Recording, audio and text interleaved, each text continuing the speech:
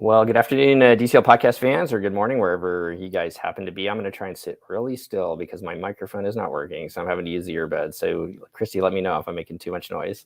Will do. All right. Good morning. Good afternoon. Yeah, kind of a last-minute impromptu, and I was cranky before this, so I got all my crankiness out. I was totally cranky, wasn't I? I think this has been like the crankiest dad moment we've had, Chris, right? Yeah, I guess. Yeah, if Chris and I would have been in the same room, and it slapped me around a couple times and say, "Grow up, man! Put down your big boy pants." So we are put together this last-minute impromptu trip report for Christy. She just got off the Disney Fantasy over Christmas of all holidays, and we're going to talk about it really quick. So, Christy, why don't you just jump into it and talk about how this cruise came about? Oh man, it totally came about last minute. So obviously, most people plan their Christmas cruise for years, right? We booked ours 2 weeks before, 3 weeks before, somewhere real last minute. And it was just it became available. I saw it as an opportunity.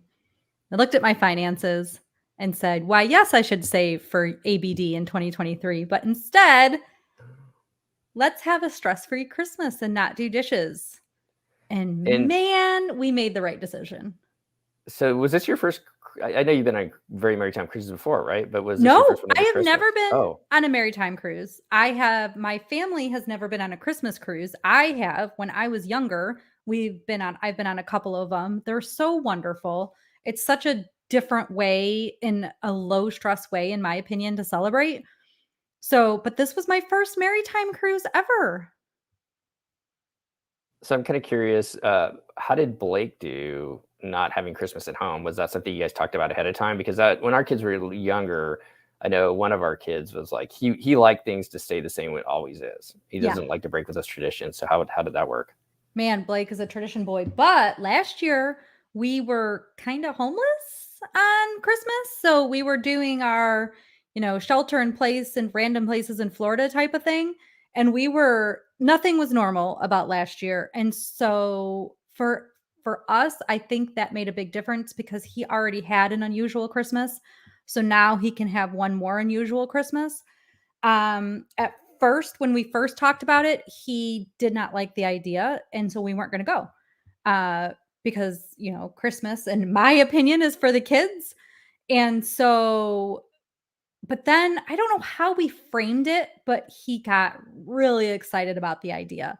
And so we basically said, and obviously different families, they might just say, this is our family vacation. But for us, this wasn't something we had planned. It literally was last minute. So we wanted his expectations to be understood. And that is why we gave him a say. But I don't know how we worded it. It must have had something to do with the kids club because he loves the kids club so much. And just a whole week on the fantasy with the Christmas decorations, we were talking about something and just how magical Disney Christmas decorations are. And that got us all excited about it. And then we explained that we could do a mini Christmas on the cruise ship, but that we would come back to our house because we would be coming back on the 26th, so the day after, and basically do our family's Christmas when we got home. And we did that, and it was like the Christmas portion all turned out really beautifully and perfectly. That sounds like so much fun. I feel like it's nice of you to include Blake in your traditional family decision-making process around Christmas, but it's also nice for you not to have to cook and clean and get the house all perfect and ready. Did you end up having to cook and clean and get the house all perfect and ready on the 26th? We didn't do any cooking on the 26th. Like, I think my son had eggs at one point for one meal. And so I think I made him eggs, but we got carry out for dinner, and lunch was some random food we had in this house. And so super easy. We didn't really do a Christmas dinner, but we did our whole, opening presents and spending time together and playing with Blake's toys and things like that. So yeah. So speaking of the Christmas decorations, you've had that opportunity to go around the parks and stuff like that. How did the fantasy look at Christmas time? Oh man, the fantasy, is amazing. You know, Steve, from your cruise, and I am so sorry because there are garbage trucks outside and we are live, so we cannot edit them out. I really apologize about that. I don't even know if it's coming in, but it was definitely distracting me. So the Fantasies decorations, I was like, how can they? It's a ship. How decorated can it possibly look? Oh my God. And then you even forget, like, we were at Palo, and then we turn around because we were at a booth in Palo, and there was a beautiful wreath, like picture decoration behind our heads in this booth.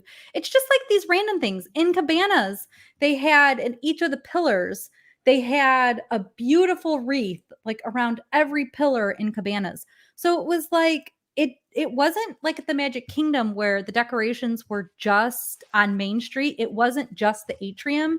It was throughout the ship. And it wasn't a huge, like, there weren't Christmas lights everywhere around the ship. There were a bunch of little trees all around the ship, which is super cute. But man, they outdid themselves. And in fact, when sometime during this cruise, I was like, I need to do a maritime cruise every year, totally getting into the spirit. And I was super happy that I do have one booked on the Wish next year, not over Christmas, which I'm not sad about, because there is something to be said, right, about waking up in your own house on Christmas Day. But it was really special. It was really special. And the fact that it was Christmas week, I do have to say, to me, made the Maritime cruise feel even that much more special. Speaking of the Disney Wish, Chris, I believe the Star Wars lounge is going to be off of the lobby or fairly close to the lobby. Am I correct on that? Yeah, it's supposed to be like right there. How do you think they will celebrate Life Day next year when the Disney Wish set sails? Do you think the decorations will spill out into the lobby at all, and will we see something different? I think they will do nothing to celebrate Life Day. The funny thing is, on it's Star Wars version of Christmas, but they made a Christmas special. I don't even know what year, the 80s, 70s, 78, I think. And it was like universally mocked. But you could go and find it and watch the whole thing. It's absolutely baffling. But they did release a Starbucks Life Day tumbler this year. So Disney's trying to get the merch out there. Of course they are. Sorry, I digressed. It made me... Speaking of merch, besides Christmas ornaments, though, and like a Maritime pin, which was super cute, and my family got that for me for Christmas, there was one t-shirt that said Maritime Cruise. One single t-shirt. So, and like that Christmas advent calendar that they sold at the parks, that was like a puzzle. So I don't know. And it was the week of Christmas. So I don't know that anybody was buying an advent calendar puzzle. But a couple things really quick about the cruise in general. So first, I'm going to say there are a couple of little snippets of information that I got from talking to some crew members that we are going to share with our Patreon and our Patreon episode. So if anybody's interested in, if there's any little offerings, we do include a little bit of stuff like that when we have it. And that will be in the episode that we are recording later this month in the end of December. And then a person could always come back and listen if they join Patreon later. But back to the cruise. So we arrived, we had a super late arrival time, which was kind of nice because I hadn't finished packing at all. So I packed that morning. I think our arrival time was like 2:45, 2:30. There was not a person in the port once we made it to the port. So testing went well. There was a beautiful tree in the lobby, which you probably saw, Steve, when you did your Maritime cruise. And so that was nice. They do, by the way, because I think I had asked about this once, have a pressed penny machine in the port. For people that are interested in that, they've moved the pressed pennies to closer to when you are boarding the ship. So like right before you board, there's these lines, the roped off areas where they'll send you to, and the pressed penny machine is right next to there. So pretty smart for them to have placed that there. And then our room was a guaranteed cabin. So we actually booked it and got our assignment like that second. So it was not a cabin that I would ever pick. One of those. Our cabin was 6660. So I don't know. I'm always one that I'm like, I don't need that many sixes. On deck 13. Yeah, right. That would be cool. Now, I would probably stay in that cabin if there was a deck 13 that they No, put you cabin wouldn't. 666. You don't even like the Haunted Mansion. No, but I do like things. I like deck 13. I think it needs to exist more.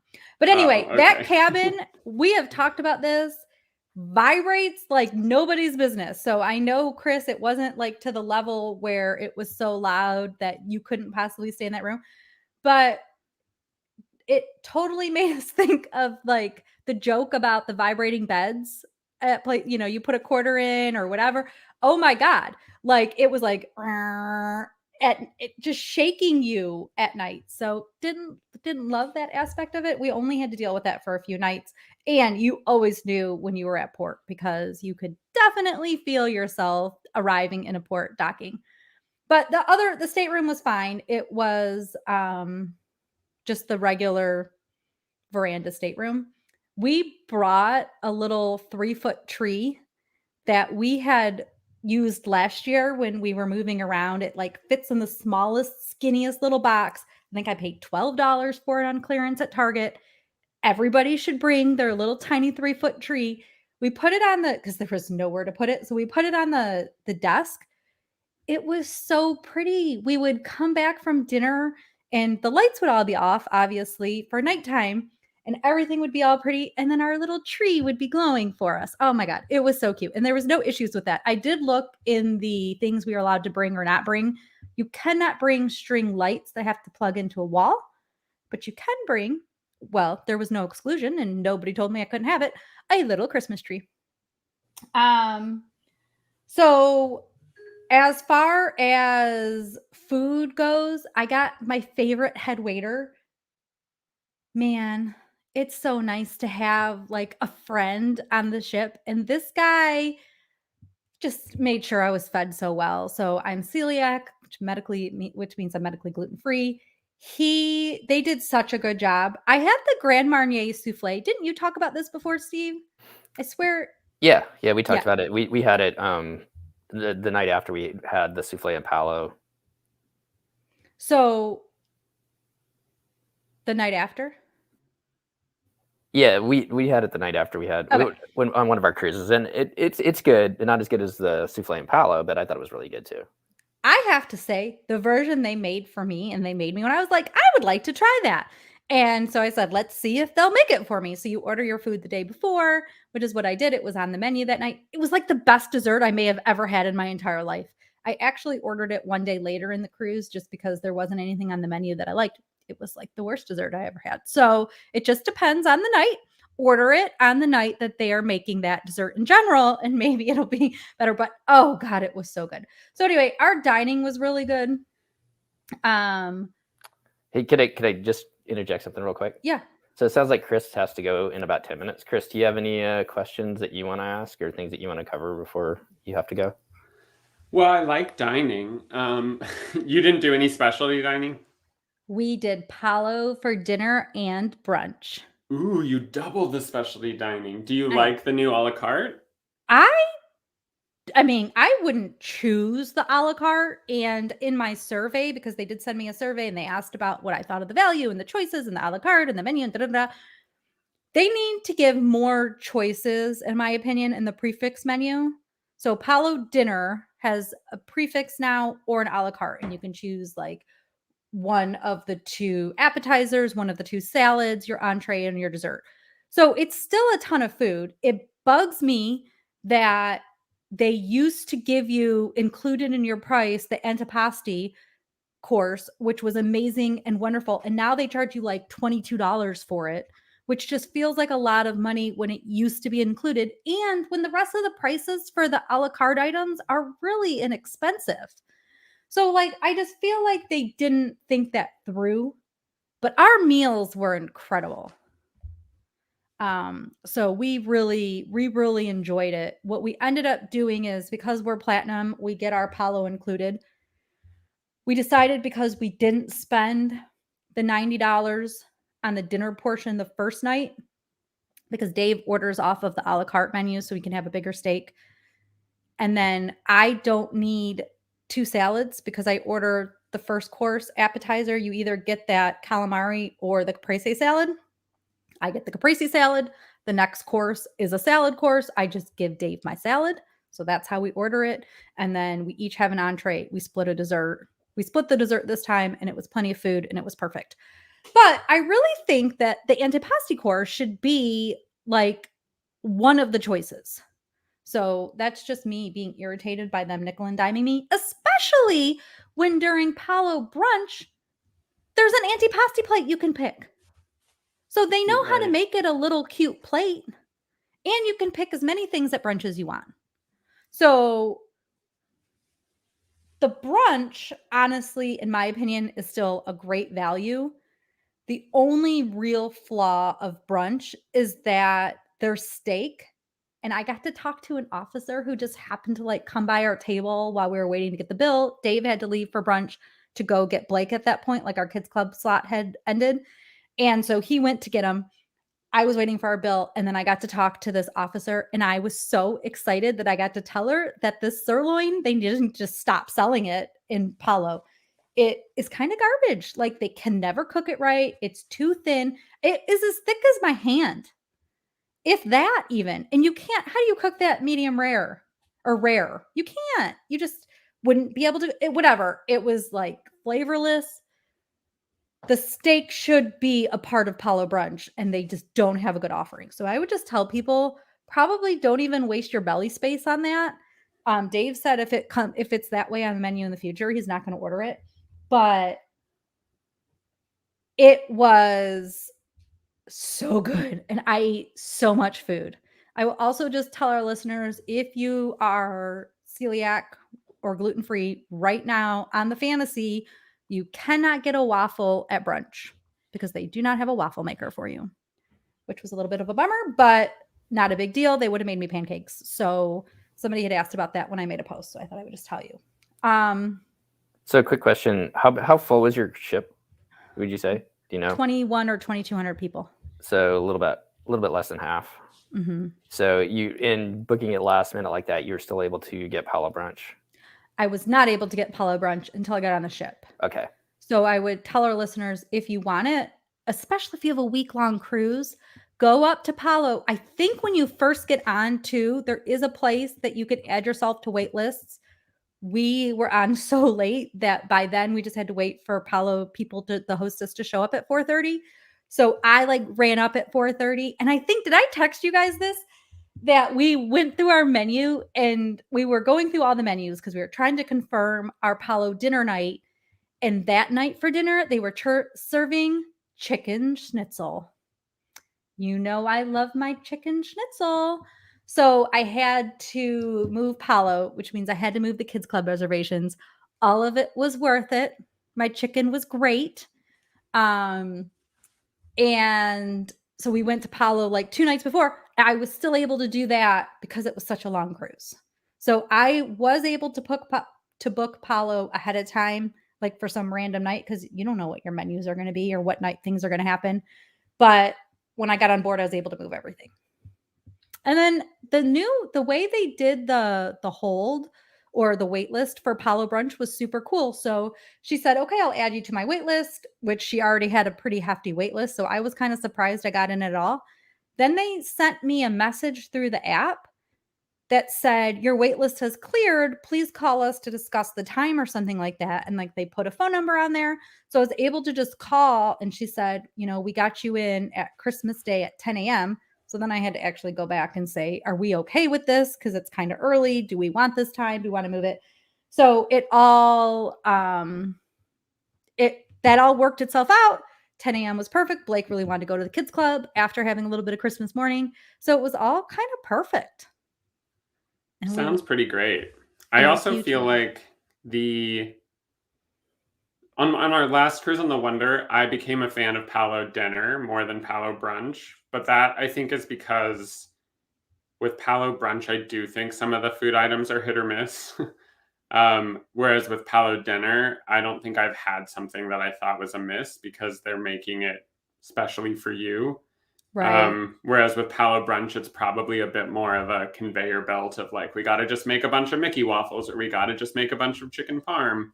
It's not bad. It's much better than the main dining room. But I think I'm currently a big fan of Palo dinner. And I like the a la carte menu because mac and cheese connoisseur, obviously. And then also the French fries are wild. I've never seen French fries like the ones they have there. So I would never have considered ordering French fries at Apollo and to pay for them.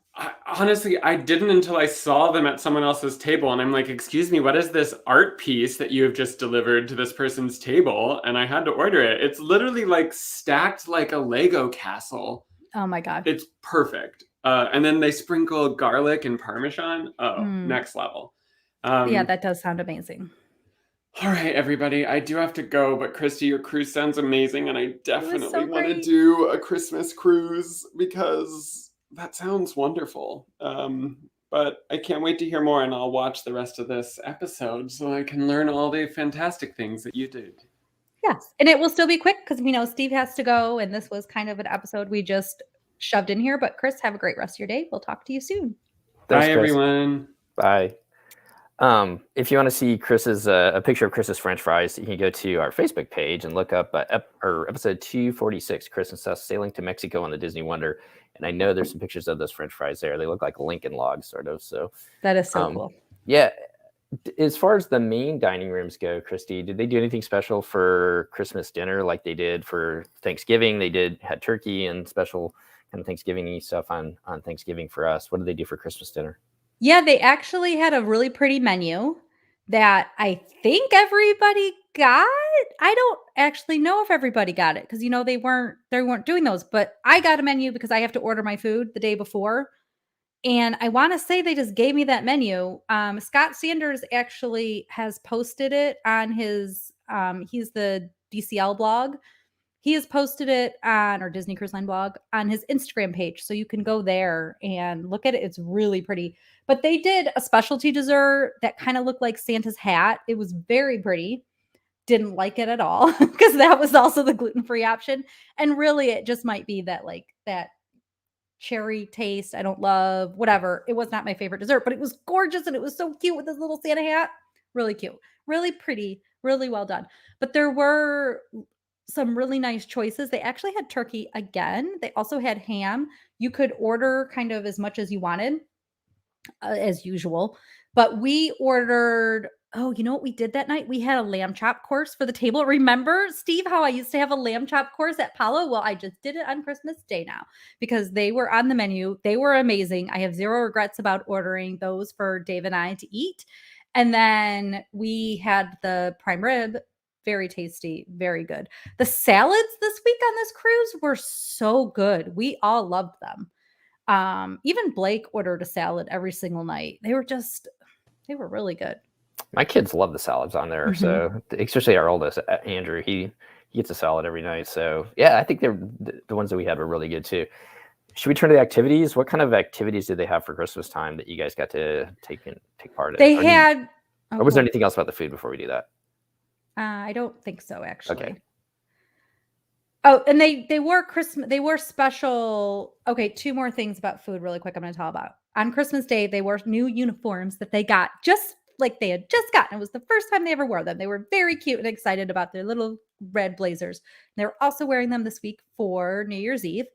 But the head waiter told me the story, which I think is really important to tell our listeners for people that have food allergies. He said that he had a child with 16 food allergies. Can you imagine? And that mom cried for the whole week. I just cry thinking about it because, to not be able to eat food groups, but 16 of them, but to go on a cruise. And our waiter said what he did is he assigned one chef to that child for the entire week. And that one waiter made that child's food all week long. There were never any questions about what was going to be cross-contaminated. That waiter or that chef just took care of this one child for the whole week. And Disney does go that far beyond. And I think that is just so special and is wonderful for people that they have to limit what they eat. Anyway, I loved that story and I needed to make sure to tell you. Okay. Activities. So they had story time with Mrs. Claus again, and I believe that's been on other cruises. They had that several times throughout the week. They did several Christmas crafts. Some of them were so darn cute. Blake and I did quite a few of them where we made like little Mickey and Minnie 3D cutout type things. So we did that. That was super fun. Santa Claus was there a couple of times. They also obviously did like pictures. They had the big gingerbread house. We didn't talk about that. So that was just something you could look at. And they did the pictures in front of the tree. Then they did that Christmas stage show. Did they do that during your cruise with the dancing and the different characters and stuff? So they did the Christmas stage show, and my son loved it. It's cute for adults to watch. I love being able to see all the different characters in their different Christmas outfits. The dancing was crazy how like long they could dance on a stage for, in my opinion. They did the fireworks, which were, as we always know, very brief, but that's okay. And they were to some Christmas music. So that was fun.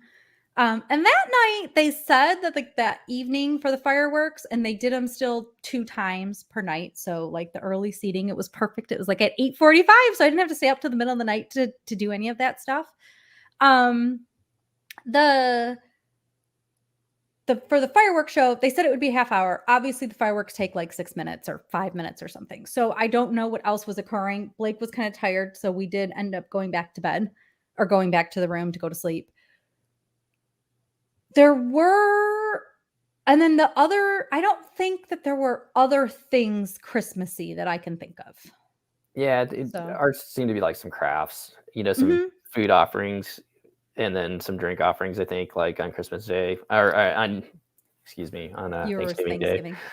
Yeah, just real quick, Lake says hi. Dennis says hi. Laura Schmidt says, my daughter has celiac. Thank you, Laura. I know that's tough, like Christy. Food allergy dining is why we love DCL. And Nathan says that story was amazing. So thanks for sharing that, Christy. Well, I'm glad that you guys appreciated it. Yeah. And you get a good smell for the gingerbread house too, which is, you think that the Grand Floridian gingerbread house smells well. At least on the Dream, there was a really good smell down in the lobby for the one that we had as well. Oh, there was. But they have to pipe that in, right? Oh, yeah, of course. Because I don't think the gingerbread is that strong. No. It's definitely piped in. So it's like when you walk by Cinnabon in the mall, Yeah. So I think there's like some piping in there somewhere, but I never considered that. Of course there is. Yeah, and it's amazing. It smells to me. No offense to anybody who loves Cinnabon. Yeah, I love that smell. I can't eat Cinnabon anymore, obviously, which is a good thing. Yeah. But so I've been on several cruises this year. I think that was one of the reasons you were yelling at me earlier today before we got on this. You were not yelling at me, but as part of your crabby moment, it was more crowded. So 21 or 2,200 people isn't a ton of people, but the events were much more crowded than in the past. So that is just something to know. Like that one day when Blake and I did that pirate night, where remember I told you guys we had to do some event. I had to participate. Well, we walked by. I don't think we were going to go. I think I was maybe going to say we can go in, like if it looked okay. But we walked by and I don't even think there was a seat to be had. The D lounge was still socially distanced, but packed. So it wasn't just two other families in that room like there was one of my previous cruises. So the activities were all a lot more crowded. We were going to go to that, like, how well do you know your family for the kids? I don't remember what the name of it is, but it's something like that. It was a little too crowded for our liking. So we ended up just going back to the room. Blake went to the kids club a million times again. So for our listeners, you make one reservation the week before or the 30 days before per day. You can make one per day for your child if they are in the Oceaneers Club /lab age group. But when you're on board, you can make more. There were some days where he definitely had 3 reservations. So you can just go right into the app and make more. You can also go up to the counter, but it takes forever and it's slow. So I would just do it in the app ahead of time. And they will work with you on the fantasy, at least as of right now, if you have Palo, to get you enough kids club slots for your Palo reservation. Well, that's good to know. I'm gonna nail Christy down, and we were gonna try and do a mini episode here in the next week or so. Good So idea. look for it in a couple of weeks, just kind of going over how the kids clubs work right now for those of you who are sailing here sometime soon. So we'll definitely look for that mini episode to come out in the next couple of weeks. Castaway Key, they are still doing a virtual queue. The diners, the wait staff were telling you to be prepared to enter the queue at 7:30. The little line that showed up in your app that says like enter queue appeared in the middle of the night. I happened to wake up with insomnia or something. So I was looking at it. So it appeared. So you want to get on right at the 7:30, set your alarm so that you can enter that queue if you want to get off early. And they are not formally running a 5K, but they are doing the 5K officially again, and you can get a medal. And I saw Blake actually did it this time with you guys. He did. And so this was one of the advantages of him not officially doing it, right? Because I don't think he's old enough to technically do it. But Blake and Dave, we all started together. And then once we did that first loop, if everybody can remember what that loop is like, then they went by themselves and I finished so that I could keep running it. And they did more run walking. And then we met up at the end. So he was excited about doing it. It was super fun to all do it together. You pick up your medals at the bike rack, the bike rentals. So, which is where the starting line is for anyway. So, and there's water all throughout the course. I was worried that there wouldn't be water because it's not a formal, 5K right now, but they still have those jugs with the water, which was good because it was hot. Yeah, that's a good point. There's a jug with water near the lookout tower that you can climb up. So if you've got the bikes and do the bike rental too, I know at least there's one spot there where they usually have water for you if you need it while you're out there riding. And I think there's one more. So I think there's one in the lookout, and then there's one towards the end when you get back to the runway again. Oh, that's right. You're right. Yeah, there's one there too. So there's water out there also for if people out there biking. Although Dave said in one of them, like maybe the lookout tower, they ran out of cups. So if you want to bring your own little water bottle, it might not be a bad idea. Or hopefully that day they won't run out of cups. But I think like they saved their cup from like the first little cup to the second one just to make sure they didn't run out. And Castaway, the water's cold. Obviously, it's December in the Bahamas, so it gets cold there. Our day was super hot and warm, and because we were so hot from running, it took a minute to get in, but we had no problem getting in the water because we were hot. We kind of did the same thing too. We were in for just a little bit, but yeah, you were warm enough on the beach that you kind of wanted to get in the water for a little bit. And once you got used to it, wasn't too bad. Oh yeah, once you were used to it, but it takes a second. Yeah, but I think like to that point, I think like Dennis down in Texas and Amber, we've got an episode coming out with Amber. If you're from Florida, it's a little tough. I don't know. Even if you're not from Florida, there was somebody from the north nearby, and they were like, "Whoa, this is cold," because it's not heated like the water in the pool. It gets cold. Christmas decorations on Castaway Key. Yes. Oh my God, they were gorgeous. So the big, huge tree, I posted that on Instagram, and then they wished us a happy holidays on the walkway sign. They had little wreaths going up and down that little walkway to get over to the family beach. So lots of very cute decorations. So I guess I had just a couple more questions before we finish up. We've got an episode coming out with Jordan Caswell. He's a amazing violinist who has performed on the Dream. He is going to be on the Fantasy here soon as well. Was there any type of entertainment like that on board for you guys? There was a singer that we finally got to see in the last night. That is not Jordan. That's okay if you don't remember the name. Oh, well, it wasn't Jordan. Okay. It was a nice idea. You know how they have like the one-man singer who like will sing different and play his guitar and right. Didn't resonate with you? Maybe the keys were off, or maybe the speakers were off, but we ended up just going back to our cabin and reading a book. We did read a lot this trip, Dave and I, and so we just sat on our balcony quite a bit too. And we put on really quietly our own little music and made our own outside music moment. So for people who haven't cruised, Christy, you've been on quite a few. You said this is your favorite one that you've been on since the restart. Am I saying that right? Yeah, did I say that?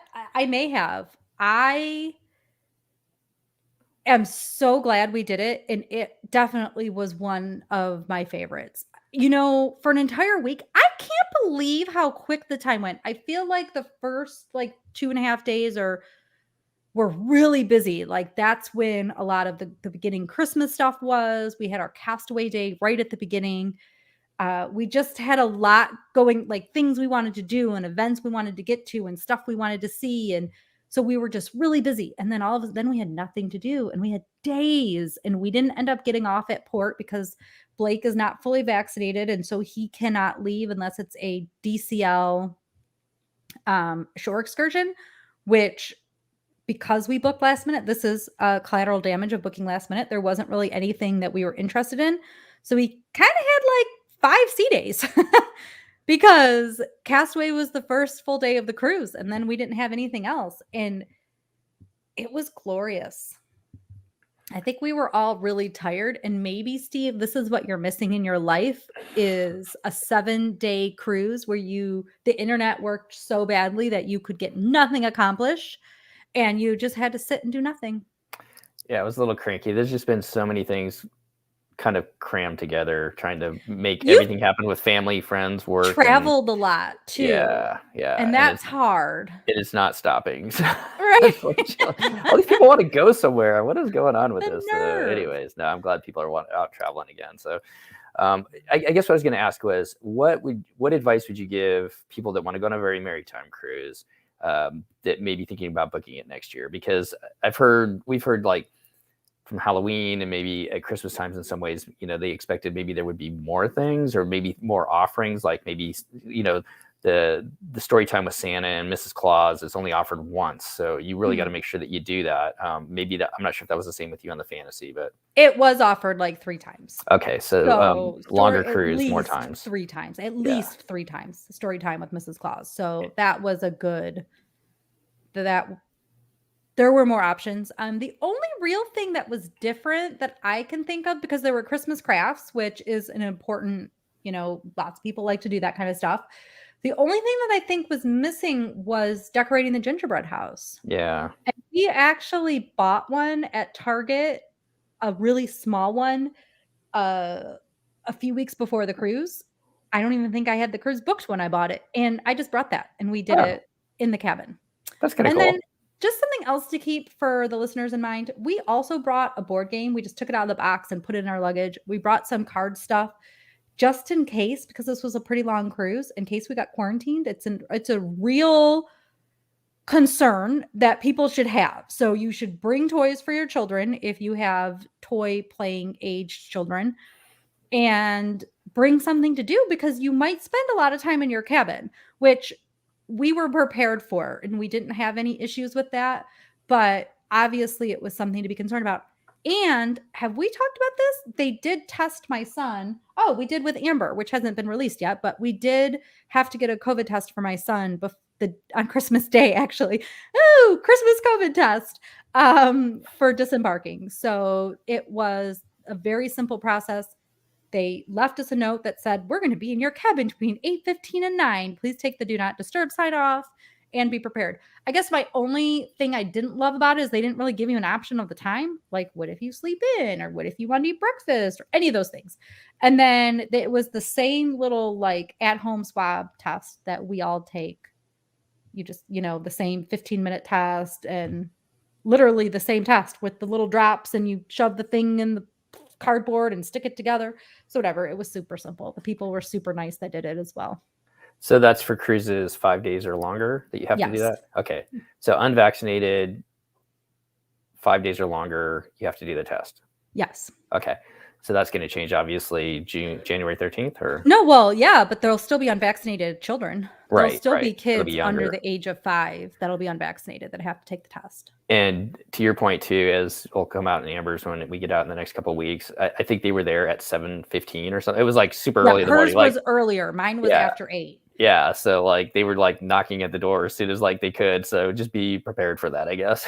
Yeah. And it really was like, I think they were like, we'll be there between 8:15 and 9. And I think at 8:15 they were in our cabin. Right. So I guess, okay, so let's go back. What advice would you give people that are traveling on a very maritime cruise or thinking about booking a very maritime cruise for 2022? I would do it. I mean, it really was so magical and so Christmassy. And if you like that kind of thing, like even every time you'd walk past the lobby, the tree was twinkling all the time. That is just such a magical thing. And so if you like Christmas, I would definitely consider, I guess if you like Christmas decorations, right? If you like that kind of holiday stuff, there is going to be Christmas music. But what was great is it wasn't Christmas music every second of the day. Like sometimes it was other songs. And then I think they switched to Christmas at nighttime.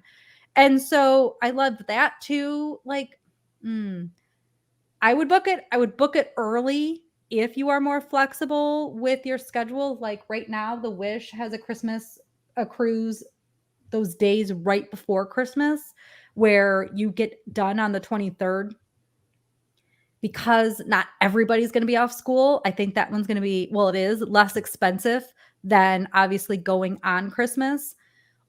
And then know that just right after Christmas, unfortunately, they take the decorations down. Like that was a little bit jarring and shocking. We saw pictures. So we got back on the 26th, and by that afternoon, they had undecorated the ship. So, which I don't know why they do that. Why don't they just leave it on for New Year's? That's a good point. Chris in the concierge is sailing, and he sent me some pictures yesterday, and that the Christmas decorations are already down. He said the same thing. Like in the parks, they've got them up through New Year's. Right. So, yeah. And aren't some of them up through marathon weekend sometimes? Well, in the past, yeah, like the castle was still decorated when they had what are those called? The magic lights or the something like twinkly that. lights or whatever. Yeah, the twinkly lights, so that like when you ran through in the morning, and I think they took them down pretty quick after that. We got a couple more comments before we get out of here. Holly says, everyone should do a very maritime cruise. We loved ours, and we didn't even have any kids with us. And Laura's got a question. Christy, do you know, I don't think I've heard anything about this, but do you know when the Small World Nursery will reopen? Any word on the street? I haven't heard anything. My guess is that they're going to wait until COVID is less of a thing or until babies can be vaccinated. So, and to that point, I guess we'll just mention briefly that the Edge, I heard from my cruise group, obviously my son was in an Edge, so I don't know, but the Edge and the Vibe closed the last 2 days of the cruise. And I do know this is now 2 days later that they're still closed. But there is some discussion about them reopening. So just know too, for this isn't evergreen for maritime cruises, but as it relates right now to COVID, sometimes stuff has to close. And without getting too deep into it, I think with like the Omicron virus right now, it's just spreading so rapidly. I know it's having an impact on our company as far as people getting sick and that have not been sick in the airline industry.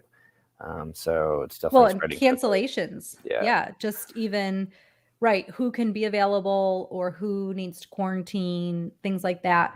Because the quarantine time is less, that might actually be better for even cruising, but it does mean there's going to be more COVID spread before there's less. And so I think once we move through this cycle, maybe it'll open up after that. January, mid-January, I think is where I've heard them targeting where the Omicron supposedly peaks. But we are not experts, and obviously we know nothing about anything related to this. We will definitely say the same thing. I think that we've said all along.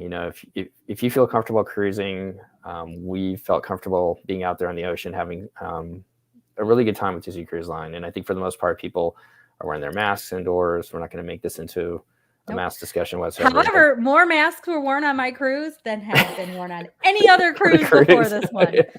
So it was very masked up cruise. Yeah, but if you do feel uncomfortable, then Disney Cruise Line does have some pretty good policies to allow you to change your cruise or work with Disney Cruise Line or your travel agent to come up with a solution if you're not feeling comfortable with this latest surge right now. And there's no shame whatsoever in pushing that vacation off if you need to. Yep, I agree completely. But I guess the only thing I think the only thing I would say about our Very Merry Time cruise, which we haven't really talked about, is just the fact that, like what you're saying, Christy, with the decorations and just the people like being dressed up for Christmas. I've heard some discussion where people say there's not enough Christmas activities on board, but I think just the atmosphere really put us in the mood, and we really appreciated that, and we loved it. Just some of the people watching in front of the Christmas tree, getting their pictures taken, just like it made our hearts warm seeing. Oh, for sure. And people definitely, for those that want to do this, dressed up in their Christmas jammies on Christmas Day, walking around, and on Christmas Eve, all in their little matching jammies. It was pretty cute. And like some got really dressed up, which was adorable as well. I want to circle back one last thing too about the fireworks. So they do the fireworks and then they do a dance party afterwards. I think that's maybe why they have the 30 minutes, why they say it's 30 minutes. And I may have said this on a different show already, but there was a family, and this guy was huge, and I don't mean like in a bad way whatsoever. He was just like a very tall guy, 6'5" or something like that. And he was decked out in his Christmas pajamas. He was with his son that was like about 2, and then their baby, and then his wife, and they were just having the time of their life in front of that dance party, and we just had a blast watching them. It was like I saw him the next day in front of the tree, and I was like, you know what, dude, you made our family's night watching you guys and how happy you were up there. So special times to be on board. And lots of people like really get into it, because during our Christmas dance party where the characters were dancing, there was like the MC of the night. He moved the entire half hour. I mean, props to this guy that he could sing and dance at the same time and still not be out of breath for an entire half hour with the characters. And then there was a family. They sort of looked like they were like doing a Zumba or something. Zumba. They were all doing all the moves that the characters were doing, and there was like 6 of them all in their matching t-shirts. So it was pretty cute. But there were a lot of families that really got into it as well. So that was fun. Per usual, we went up a floor to deck 12. That's where we like to watch when possible, to like look down and get a little bit closer to the side of the stage. So we were up there kind of hanging out. And then let me just say, I apologize because I knew we were going live, which means you weren't going to edit it, but I did not think you were airing us live necessarily. And I might not be in my live best.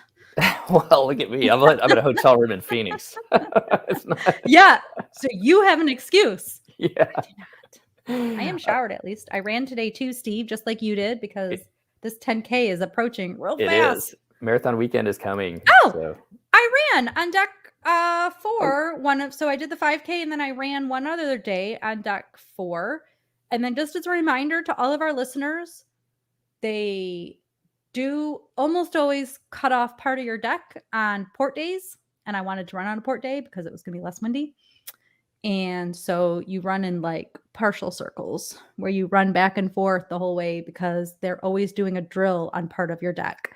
And I never seem to get up there in time before they close off part of the deck, because you could get out there early enough and it's not closed, but I never seem to make it there. Yeah, I don't know when that cutoff is. They were doing they had one of the lifeboats out in the water on our, I think it was in the Bahamas when we were in Nassau. So that was kind of fun watching them tool around in that. So I guess before we get out of here, Christy, let's talk about one other thing. Disney Cruise Line added a 50% off of, what is it? 50% off of down payments? Deposit. Right now? Deposit. Yeah. So could you cover that really quick for anybody who's thinking about maybe booking sometime soon? Sure. Didn't know we were doing that.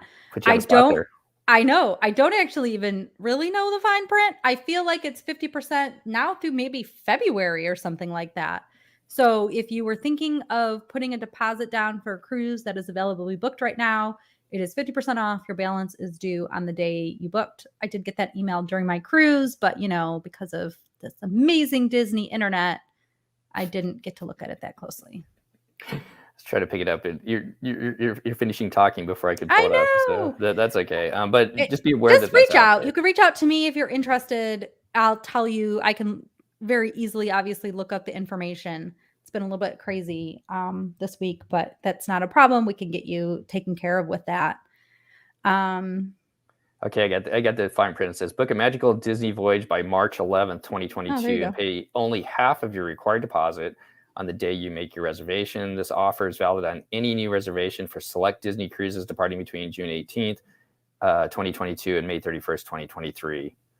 That does not require final payment at the time of booking. So if you're doing a guarantee, which we've talked about in the past, then you're going to have to do a full payment at that time. Mm-hmm. So, and I'm guessing that probably there's some cruises, some specialty cruises where they're not allowing you to do this, maybe possibly Europe or something like that, I suppose. Some of those cruises, they may not let you do it. But if you're interested in doing it, reach out to Christy. Oh, and how can they get a hold of you? You can find me on everywhere at Pack Your Pixie Dust. So if you want to even go to packyourpixiedust.com is my website and my little blog that I don't update very often. But we did do an article about everything included in Disney Cruise Line and more information about getting kids club reservations right now on Disney Cruise Line. So you can find both of those articles, but also in my about section has my contact information, including my phone number. So you guys can give us a call. So if you don't have a travel agent, Christy's a great agent to work with. You can reach out to her or else reach out to your own travel agent as well. Help a small business. That's what we do with ours. We've got a travel agent which supports our schools. We've been working with her forever, and it's nice to support somebody with a small business. So I think we've said that enough times. All right, so just one more thing of business. We've got coming out later this week. We've got a dining show, a mini-sode that Chris and I did talking about just how mini dining works. Christina will get the show out on the kids clubs, talking about kind of how they're working right now. And then we've got some fun shows coming up. We got Jordan Caswell, who is a violinist, amazing violinist. Get to hear his story, how he got into entertainment with Disney Cruise Line. And we've got a bunch of trip reports. And Christy, you have something to say. Well, and just about Jordan, he gives us because he was an entertainer on Disney Cruise Line, but was contract. So he got to come on and kind of tell us what it's like to be on that ship for as many months as he was. He was like 4 months, I believe. And so we got a little bit, it was fun. He was a fun person to talk to. Oh, definitely. All right. Well, as we get out of here, thanks so much for joining us on our little impromptu episode. Christy, I'm sorry that this isn't a formal one for you, which we are lacking in sometimes lately. Fine. But I'm going to let you have the floor and kind of finish this up as far as we getting out of here tonight or today. Well, thank you, Steve, for giving up your hour. We were supposed to only have a half an hour, so I apologize for going over. But, you know, everyone, this really was, my family just keeps saying what a magical cruise we had, what a magical time. I can't believe a week flew by. It was so great to spend a whole week on because all of my cruises have been so short since the restart, 2 and 3 nights and 1 little 4-night. So it was just really nice to have all of those days. And the crew worked so hard. They're wishing us a Merry Christmas and thanking us for being on the cruise. So it's pretty special when they thank you for them coming to work. And I guess that's just where I'll end it. It was just so magical. It really, really was. Well, we'll leave it at that. That's a great way to end it, just as we should, and really thank the crew for all that they do for us as we go out there and sail. Well, thank you so much for listening, everybody. I wish you and your family all the best as the holidays kind of conclude here. Happy New Year to you and your families also into 2022, and we'll see you next time on the DCL podcast. Bye, everyone.